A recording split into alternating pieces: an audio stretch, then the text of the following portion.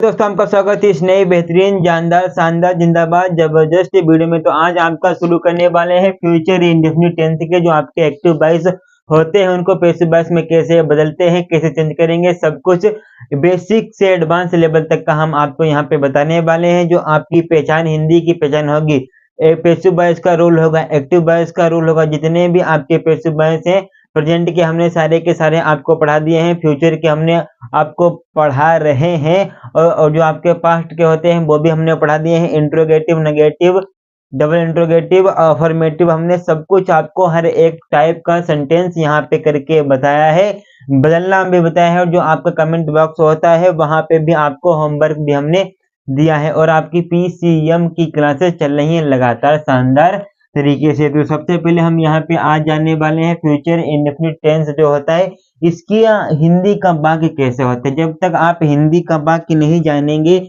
नहीं पहचानेंगे तो आपका पढ़े लिखे फायदा ही क्या है। आपको यहाँ पे सब कुछ जानने की जरूरत है। जिस प्रकार आपके पीरियोडिक टेबल में जो आपका 50 पे होता है, 50 पे क्या होता है, जो पीरियोडिक टेबल में 50 पे क्या होता है, 3 होता है। चलिए ये वहां की बात है, अलग बताएंगे। तो सबसे पहले इसकी पहचान आप लोगों को पता होनी चाहिए। क्या होनी चाहिए? पहचान इसकी क्या होती है देखेंगे। फ्यूचर इंडेफिनिट टेंस की पहचान होती है कि जिन वाक्यों के अंत में गा, गी, गे आदि शब्द आते हैं उन्हें हम फ्यूचर इंडेफिनिट टेंस के वाक्य बोलते हैं। क्या बोलेंगे यहाँ पे? जिन वाक्यों के अंत में, जिन वाक्यों के अंत में क्या होता है भैया जी, गा आ जाए और क्या आ जाए, गी आ जाए, फिर आपका गे आ जाए, फिर उसके बाद आदि शब्द आते हैं। आदि शब्द आते हैं, आदि शब्द आते हैं, उन्हें क्या बोलते हैं भैया जी? उन्हें फ्यूचर इंडेफिनिट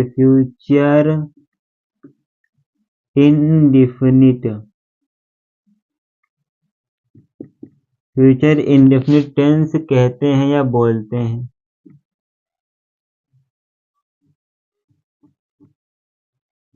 या चुटकी फ्यूचर इंडेफिनिट टेंस उनको हम लोग कहते हैं। तो भैया जी ये आपकी हिंदी की पहचान हो गई। अब इसकी इंग्लिश के एक्टिव वॉइस रूल, इसका एक्टिव वॉइस का रूल क्या होता है ये भी आप यहीं पे आज सीख के जाइए। तो यहाँ पे आज आप सीख के जाएंगे। तो सबसे पहले आपको यहाँ पे मिलेगा सब्जेक्ट, फिर उसके बाद यहाँ पे आपको मिलेगी बिल, या उसके बाद आपको यहाँ पे मिलेगा सेल, फिर उसके बाद अगर नेगेटिव होगा तो नोट मिलेगा, फिर उसके बाद मेन वर्ब की फर्स्ट फॉर्म।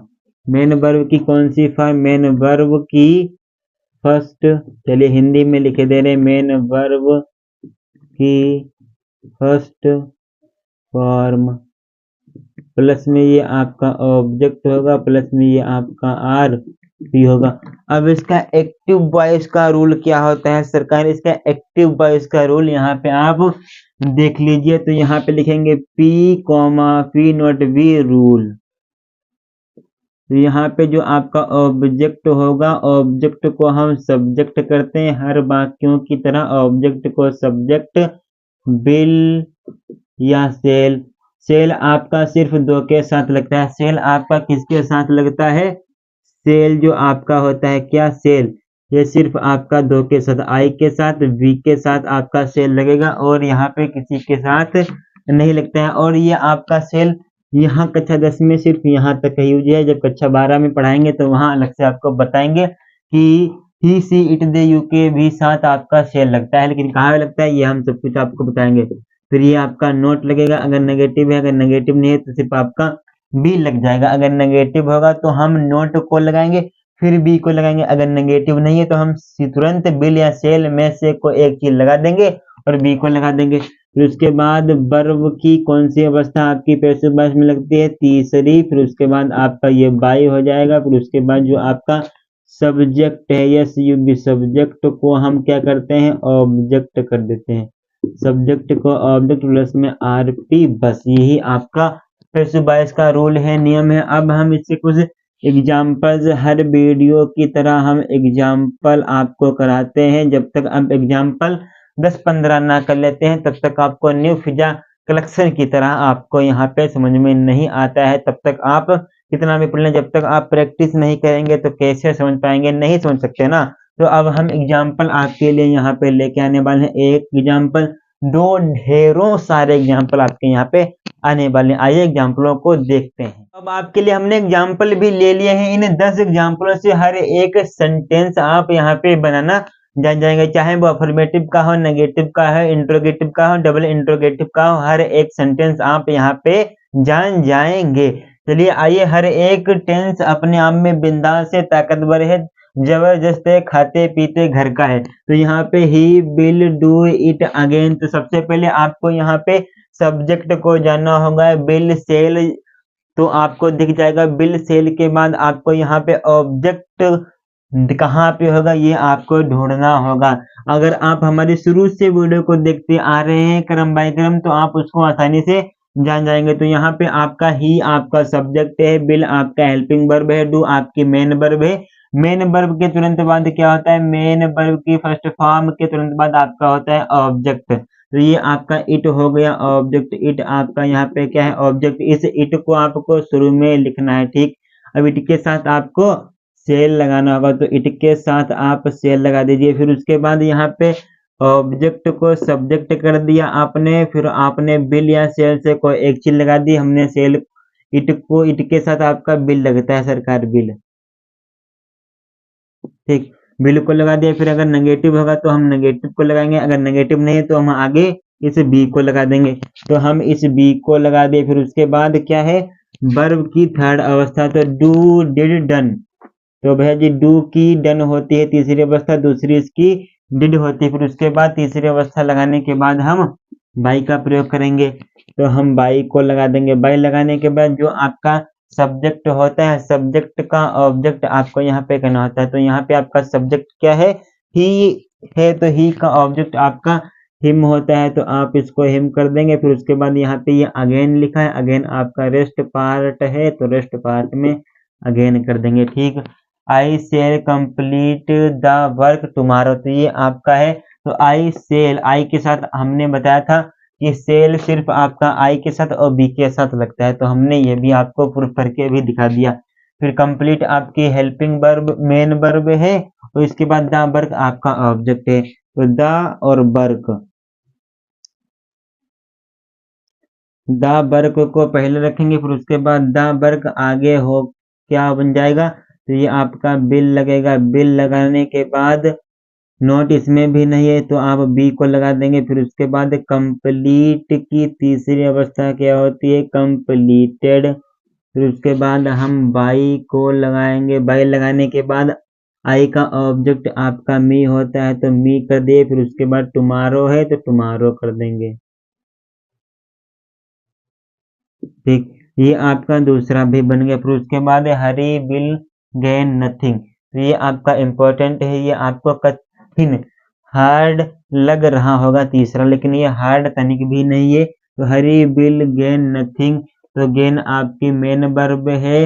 मेन वर्ब के तुरंत बाद आपका नथिंग यहाँ पे ऑब्जेक्ट है, तो भाई जी इसको हम सब्जेक्ट करेंगे, तो क्या हो जाएगा, ये आपका नथिंग जो है, नथिंग, नथिंग आपका सब्जेक्ट हो गया। फिर उसके बाद विल भी गेन का गेंड हो जाएगा। फिर ये आपका बाई लगेगा। बाई लगने के बाद फिर हरी, हरी, ये आपका हो जाएगा, ठीक। फिर उसके बाद 4 नंबर में क्या है, the servant will not drive the car, तो ड्राइव यहाँ पे आपकी मेन वर्ब है, ड्राइव मेन वर्ब है, द कार आपका ऑब्जेक्ट है, तो इसको सब्जेक्ट करेंगे, तो ये आपका क्या बनेगा, द कार के साथ ये आपका बिल लगेगा। अब इसमें ये आपका नोट आया रहा है, तो नोट आया है तो बिल यहाँ पे लगा दिए। अब आपको यहाँ पे नोट लगाएंगे, तब आप इस बी को लगाएंगे। इतनी बात यहाँ पे आप लोगों को ध्यान में रखनी होती है। विल नोट बिल लगाएंगे। फिर ये आपका ड्राइव है, तो इसका ड्राइवेन हो जाएगा, DRIVEN, driven by the servant, ठीक है,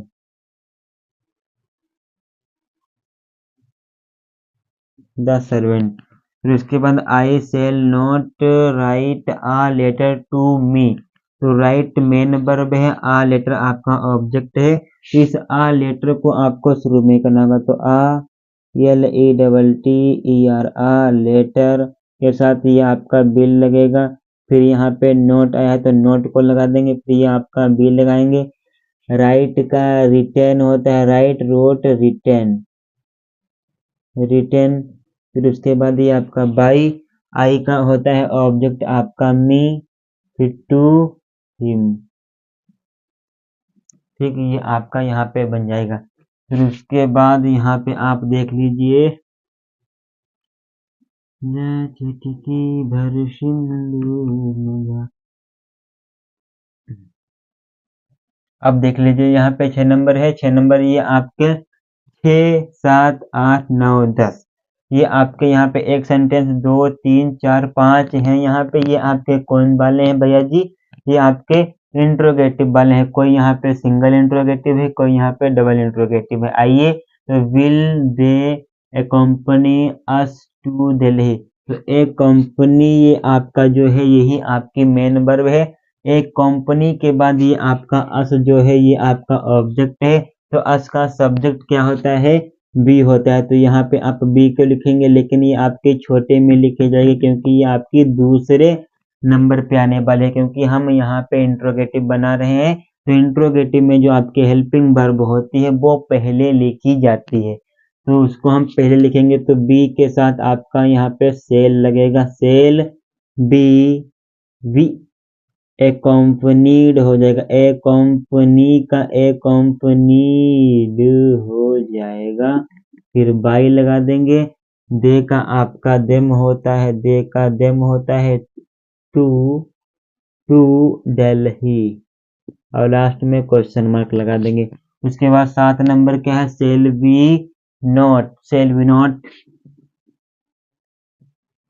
shall we not help you. तो यहाँ पे हेल्प यू, यू के साथ आपका विल लगेगा, will you not be. Help की हेल्प्ड हो जाएगी, हेल्प्ड बाई वी का अस, और लास्ट में क्वेश्चन मार्क। ठीक, ये भी आपका इसी प्रकार बन जाएगा। फिर उसके बाद यहाँ पे how will you complete the course. तो भैया जी यहाँ पे हाउ आया है, ये आपका क्वेश्चन वर्ड है, क्वेश्चन वर्ड है। तो क्वेश्चन वर्ड को क्वेश्चन वर्ड के नीचे उतार देते हैं, लिख देते हैं। तो हाउ का हाउ के नीचे हो जाएगा। ठीक, उसके बाद will you company the course, यहाँ पे क्या होगा? कंप्लीट मेन वर्ब है, कंप्लीट के बाद यहाँ पे द कोर्स आपका ऑब्जेक्ट है। तो द कोर्स के साथ आपका बिल लगेगा, बिल को लगा देंगे। फिर उसके बाद द COURS द कोर्स वी लगा देंगे। फिर कंप्लीट का कंप्लीटेड हो जाएगा, कंप्लीट का कंप्लीटेड। फिर उसके बाद ये आपका बाई, बाई के बाद ये आपका यू, या चुटकी भर सिंदूर मगा, who will forget your kindness. तो भैया जी हु आपका जो आया है, हु के नीचे आपको हु कभी भी नहीं उतारना होता है। हु को हम आपका वाई हुम में चेंज करते हैं, हु को हम काहे में चेंज करते हैं? वाई हुम में चेंज कर देते हैं। फिर उसके बाद फॉरगेट ये आपकी मेन वर्ब है, मेन वर्ब के तुरंत बाद यहाँ पे आपको क्या मिलता है? मेन वर्ब के तुरंत बाद ये आपका योर काइंडनेस यहाँ पे ऑब्जेक्ट है। तो योर काइंडनेस ऑब्जेक्ट है, तो काइंडनेस है तो भैया जी आपका बिल लेगा, बिल को लगा देंगे। फिर लिखेंगे योर काइंड, योर काइंडनेस। उसके बाद ये आपका बी को लगा देंगे, बी को लगाने के बाद फॉरगेट, तो फॉरगेट फॉरगेटन, ओके फॉरगेटन,